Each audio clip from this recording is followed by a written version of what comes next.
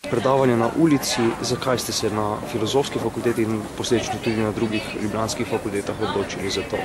Odločili smo se za to prvič, ker je potrebno v naši družbi začeti tudi s pozitivnimi akcijami, z akcijami, ki ljudi med seboj povezujejo.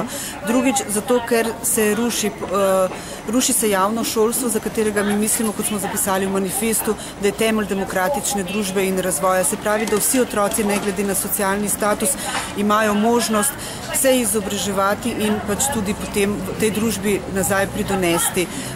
Mislimo, da pač vse stvari na tem svetu ne morejo v službi kapitala, bank in finančnih institucij. To vem, da se sliši splošno, ampak to se trenutno dogaja. Se vam zdi, da država daje dovolj za visoko šolstvo? Država daje dovolj za visoko šolstvo, ampak je narobe razporejeno. To je problem. Zato, kaj je problem, hočejo tudi spet tak narediti, da i privatne šole doble še več, ne? To je še večja napaka. Bi pa bilo treba veliko spremembo šolstva narediti, no? Zato, ker je kvaliteta preveč nas je.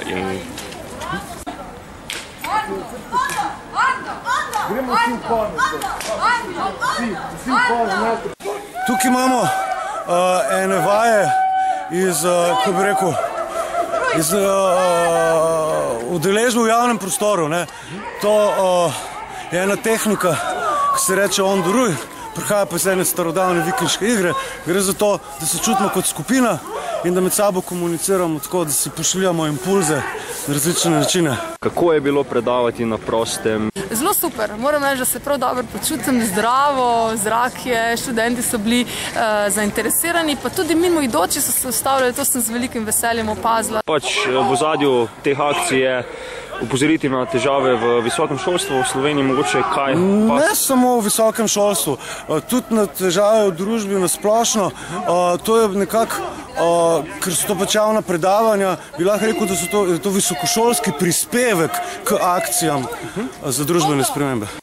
Osebno sporočilo je veliko razočaranje nad oblikovalci visokošolske politike, ki so sami doktorji znanosti in tudi visokošolski učitelji, nad popolnim umanjkanjem dialoga. To je za intelektualca katerekoli stroke in pa sploh za vsakega človeka hudo razočaranje, da se pri oblikovanju prihodnjih ciljev države ne posvetuješ s stroko, v katero si kot država vlagal, da se je izobrazila.